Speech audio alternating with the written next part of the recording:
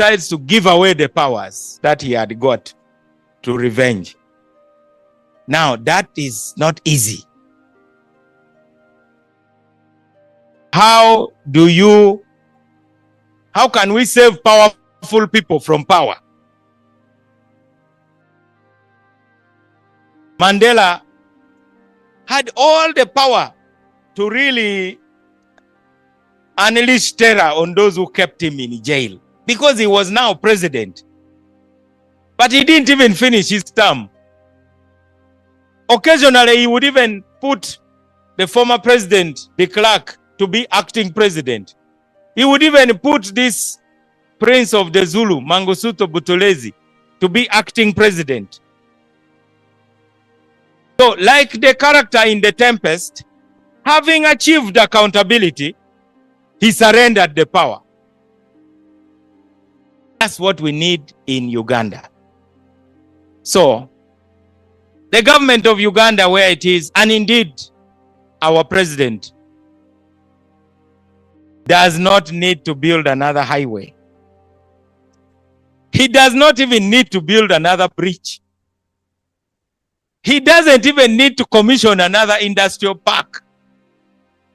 All he needs to do is to preside over a peaceful transition of power that will compensate for all the uncompleted factories, all the uncompleted roads, and so on and so forth.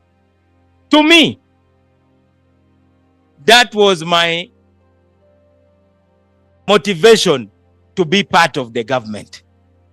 Is in fact the most important reason why I accepted.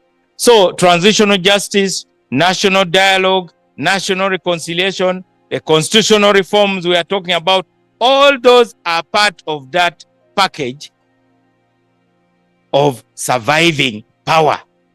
Winning power seems to me to be easier than surviving power, at least from my reading of history. So, this was supposed to be a keynote, and I hope I have set the real note, because I could have pretended and made a nice bureaucratic speech written for me by my people who are very well educated. I hope I have given you the desire to fight for the future of Uganda. They say you can take a horse water, but you can't force it to drink. I say no. I can take a horse to the water and force it to drink every time. How? I give it salt. So my purpose this morning was to give you enough salt so that you desire what Dr. Zahara said, and also Chihika said about the Uganda we want. How many people strongly desire that Uganda, to the extent of not fearing losing their jobs, not fearing losing their whatever property they have, and not even fearing losing their lives?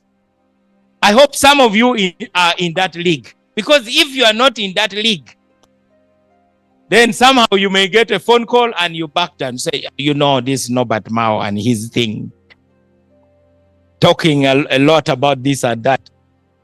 That is what we went through when we were fighting for peace talks between the government and the LRA.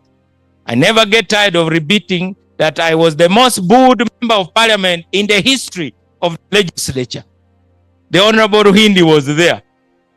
Each time I would stand up, boo, boo, boo, sit down, you are a rebel, collaborator. I was booed so much that I got used to it, fortunately. No, it is a bit like a natural vaccine. You are so sick, eventually the disease has to look for another customer. So, but we persisted. We persisted until the government accepted that we should have peace talks. In all this, the international community is critical. These members of the international community know a lot about our countries. sometimes even more than us.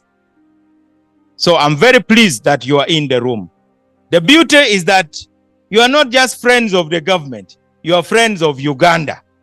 The government is a representative, and that gives you the privilege of talking, perhaps even confidentially, when you meet at your level with our president and other government officials about how to get things done.